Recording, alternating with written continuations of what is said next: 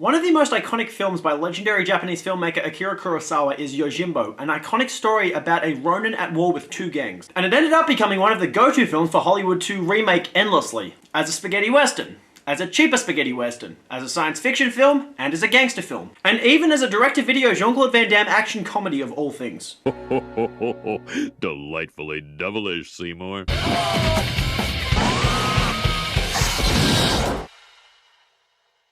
Yes everybody, welcome back to Delightfully Devillish, the show where we discuss films that all at once meet the criteria of being the good, the bad, and the ugly. I'm your host, Jukebox Harry, and today we are going to look at Jean-Claude Van Damme's career at the turn of the century. Jean-Claude Van Damme has to be one of my favourite action heroes of all time. When I first saw Bloodsport as a kid, I was highly enamoured by his amazing martial arts skills. But that doesn't even begin to compare to my lifelong obsession with Rocky, a series which all started with Sylvester Stallone and the work of director John G. Avildsen. So when you take the kick-ass action star from Hard Target and Time Cop and put it with the creator of Rocky and the Karate Kid trilogy, it should be a winning combination. Nope!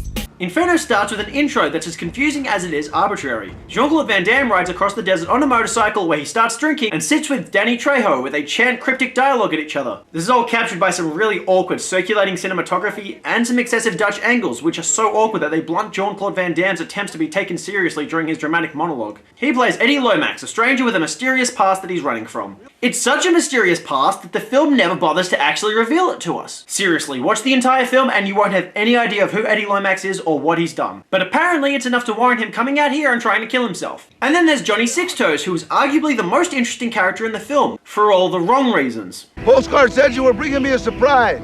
It's an old Indian just like me.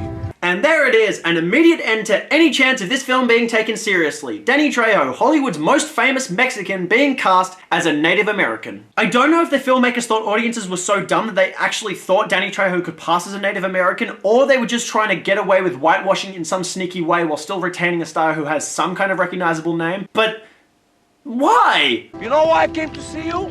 Got a pretty good idea, amigo. And that just makes it worse. Danny Trejo plays a Native American as a fucking Mexican, using Mexican slang terms and everything. The film cannot decide whether this character is a Mexican or a Native American. I'm honestly gonna have to do a tally and start figuring it out. Anyway, during Eddie's depressive drunken ramblings, he starts firing his gun randomly. In comes a random car. Look at this, it could have killed me. But what in the hell are you shooting at, boy? You damn near killed us back there.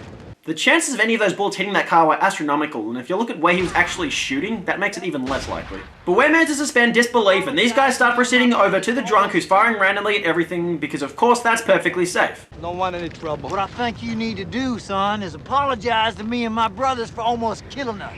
That's a perfectly reasonable request. If you shoot at Cowboy Steven Tyler's car and you hit it, you should apologize and take some responsibility. Hey, Johnny! What do you think? Maybe they can do it. Who the fuck are you talking to? Okay, that just makes it even worse. Is he a ghost? Is he really there? Or is he both, like how he's both a Mexican and a Native American at the same time? Eddie never actually apologized for shooting this guy's car. So they beat him up and steal his motorcycle, while one of the guys pretends to shoot and kill him. Cut to a diner in a very affordable country town setting, and one of the customers is Pat Morita. This was the guy that played Mr. Miyagi in The Karate Kid, so we have the director of The Karate Kid working with his Academy Award nominated star once again. That should be great. Wrong. The country boys swing by a local motel to extort money from the owners. Then we see Eddie's body being lugged through the desert by Johnny, so suddenly he's real again. The thugs get a drug shipment flown in, because apparently for some reason there's a huge market for drugs out in the middle of the desert. Johnny nurses Eddie back to health. Okay, that's 1 point for Johnny being a Native American. You still like your tequila? And there's a point for him being Mexican. My people say that if you save a man's life, your souls are locked together forever. Yeah, but did the Mexicans or the Native Americans say that? I have to look at the moon, talk to the smoke, listen to the wind. Okay, so that's some cheap attempt at Native American spiritualism, so that's another point to that side. Nothing's easy for an Indian. You got that right. Yeah, that coyote? This isn't a cultural thing. Danny Trejo just can't say the word coyote. Coyote's got courage, wisdom, a sense of mischief. And he's got a small dick just like you. So you know about coyote genitals, but you don't know how to say the actual species name. It's nice to know where your priorities are at, Johnny. Mr. Miyagi is reading a newspaper from 1941. Why is he doing that? Is that when this story is set during the attack on Pearl Harbor? Eddie goes to a local store where the thugs are working and starts kicking ass.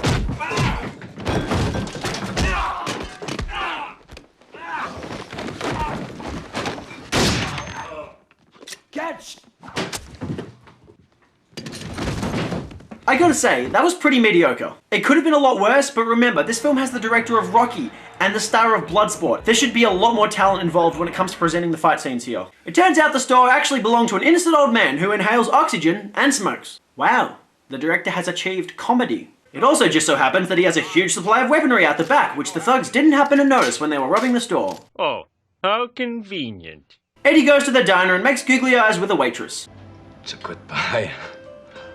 And one of the girls working here is Jamie Presley from My Name is Earl. Mr. Miyagi comes over to offer his handyman services and Eddie gets up to leave. It really bothers me how he just left the pie there. This pie was talked up, he spoke openly about how much he loved it, and he's got to be starving after being nursed back to health and walking across the desert, and he just leaves it there. Van Damme cannot have been earning enough money on this film to be wasting food like that.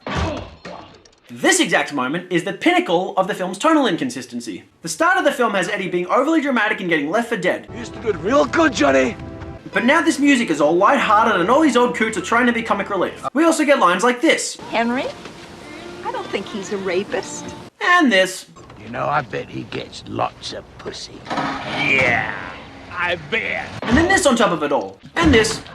Inferno cannot decide whether it wants to be a serious tale of a man's redemption or just a comedic version of Yojimbo. But I feel like the tonal inconsistency here is what symbolizes the clash between the director and the studio. John G. Avildsen actually made a very different cut of Inferno, which was called Coyote Moon. And apparently it tested really well with audiences, but not with Jean-Claude Van Damme, who demanded it get recut. And his version wasn't tested with audiences, it just went straight to the release. And I really wonder what John G. Avildsen's cut looked like, because honestly, it still can't have been that good. There seems to be three conflicting visions going into Inferno. John G. Avildsen wanted to make a tale of a man down on his luck seeking redemption, with a sub-theme being Native American spirituality. On the other hand, Jean-Claude Van Damme wanted to make a rootin' tootin' western, apparently. And the studio just wanted to make another comedic Jean-Claude Van Damme movie. The problem with that is that all of them are wrong in what they're trying to do. Jean-Claude Van Damme had not made a successful action comedy film for years, with Knockoff and Double Team being his most recent examples, and those are both amongst the biggest failures of his career. Second of all, the budget in this film is way too small to capitalize on the bigger ambitions, so the deeper themes that the director is going for, he really is not going to be able to get them out of the movie.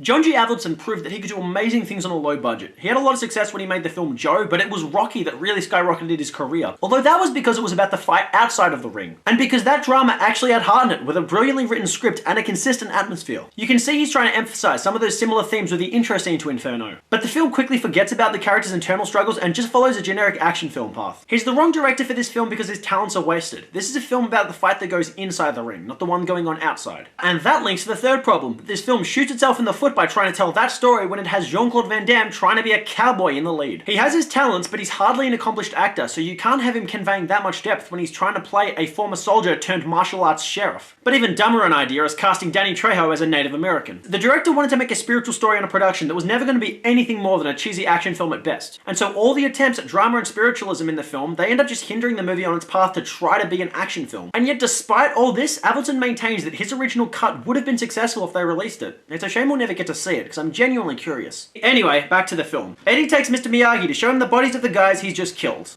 Gadzooks! Why did you have the one Asian character in the film say this? This is the widest line of dialogue in the entire movie. Gadzooks! Mr. Miyagi's handyman services turns out to be the fact that he has a truck which can dump the corpses of the thugs. Then Eddie goes to shoot some gang members at a local bar, doing a ridiculously unnecessary jump in the process. Then he destroys their bikes. He shot a total of 17 bullets from that one clip. Who is going to pay for all this damage? My new boss. And who might that unfortunate person be? The Hogans. Eddie claims he's working for a rival gang so that he can spark a gang war and have them all take each other out before he finishes up the rest. So this is where the Yojimbo narrative comes into the film. One of the girls he's rescued comes to the motel room to disrobe. Nice. So Van Damme does as well. Nice. Nice. They start banging, and the old woman who runs the motel starts watching them as the other girl decides to join in. This film cares about jokes more than it does about story, but it doesn't understand humor enough to actually get its audiences laughing. Eddie goes to a stakeout where instead of getting a decent action scene, we're forced to watch it from afar through night vision goggles. We also get this shot of the moon. Get it? Because Coyote Moon? Johnny's there again, preaching wisdom. The shootouts continue, and the gang start talking and realizing that Eddie has set them up. Steven Tyler gets into a fight with his dad. Again, that was shot by the director of Rocky. And the Karate Kid. Eddie starts shooting at them. They come to attack him, and Johnny knocks him out so that he can go and be the hero. Maybe it's that spooky Indian we always heard about. Whoop, that's another point for Native American. Who is he, Chief? It's a coyote. Oh, so he can say the word properly. And in this scene, you might be amazed at just how well Jean-Claude Van Damme and Danny Trejo can do flawless coyote calls. He's over there! Amid all the confusion, Eddie starts kicking ass again, but then they hang Johnny. And yet it fails, so they shoot him instead. Eddie pulls him out of there on his motorcycle and flees the scene, but Johnny dies, thus ending his mystical legacy. It's ironic. He could save others from death, but not himself. And then we see a coyote running against the moon. This shot would have been so important if the film was called Coyote Moon, but it's not. It's called Inferno, or Desert Heat, so it's really unnecessary here. The thugs all come in for a final showdown, but the townspeople have banded together to fight back. You don't see that every day. Only if you watch Pulp Fiction every day. The thugs shoot up the motel, but it was a trap, and they start getting killed one by one. Eddie lets the guy who allowed him to live to go. Parkour! And then we get to the last stand, just look at how the scene is edited.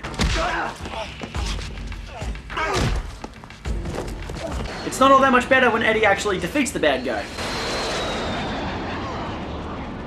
He gets up, ready to shoot Eddie, who literally attempts to shield himself with the girl in his arms, the complete opposite of what any action hero should do. One of the townspeople kills him, but the film never tells us which one. Mr. Miyagi dumps these corpses with literally the exact same footage from earlier. And we see this newspaper headline, which references a police force that have been nowhere for the entire film. There's a special showing on in Sun City, one of my favorites called Yojimbo. Oh, come on, don't get meta now. The time for meta jokes is at the start of the film, not 8 minutes before the movie is finished. And as Eddie rides off into the sunset, we see Johnny come back once again. Not as a vision, he's literally there in the line of Eddie's girlfriend's vision. So the credits roll and I'm left thoroughly confused. Did Johnny ever exist? Was he a ghost? Was he alive or dead? Was he Native American? Was he Mexican? Does this film even actually know? I sure as shit do not. A lot of Inferno is just amateur, but that's just fucking ridiculous. Now that we've gotten through the film, tell me, have you figured out why Eddie wanted to die in the first place? Or what his past was? Or what he did that made him so compelled to kill himself? If we follow generic action film conventions, we can assume that he used to be a soldier, maybe he killed a couple of people, and he's feeling emotionally devastated about it all these years later. That's the only assumption I can make. But I should not have to be making that assumption. I should have the answer. And the fact that I have to guess says everything about the shortcomings in the story. Inferno was released direct-to-video, and you might think it's unfair to trash a film that got that kind of release. But it was originally intended to be given a theatrical release. It was only after the box office failures of Knockoff and Universal Soldier the Return that the studio declared that Jean-Claude Van Damme was not worth a theatrical release anymore. And the studio made the right decision on that one. He didn't actually get another theatrical release until 2008's JCVD, where he wildly earned that theatrical release with an incredible performance. I have seen a lot of Jean-Claude Van Damme films, including many that went direct to video, and a lot of them are just forgettable action films, but Inferno has something that makes it stand out, and that's the ridiculous tone of the movie. It's ridiculously melodramatic sometimes, tediously sentimental at others, and most of the time it's just downright cheesy. Like I said, it's an awkward crossbreed of several visions trying to make it something, and it didn't end up succeeding in any of those paths. Inferno earned its status as a delightfully devilish film because it always had me curious as to what was going to happen next. What tonal shift would the film make? What weird decision would these characters make? Would there ever be a good action scene? I will say that I mildly enjoyed watching Inferno, and its lighthearted tone did make for easy viewing, but I wouldn't call it a good film. So Inferno gets 2 Native American Mexicans out of 10. It's a strange mishmash of genres, tones, and different story ideas which waste the talents of its director and its star, resulting in a weird action comedy which doesn't understand storytelling any more than it understands what it is to be a Native American and not a fucking Mexican. And I think the director agrees with me because he campaigned to have his name taken off the film's credits. And that does it for today's episode of Delightfully Devilish, you guys. If there's any ideas for movies you want me to discuss on this show, please leave them in the comment section below. If you want to see more episodes, please hit that subscribe button. Otherwise, please make sure you're staying safe during the coronavirus pandemic. I've been your host, Jukebox Harry. Peace.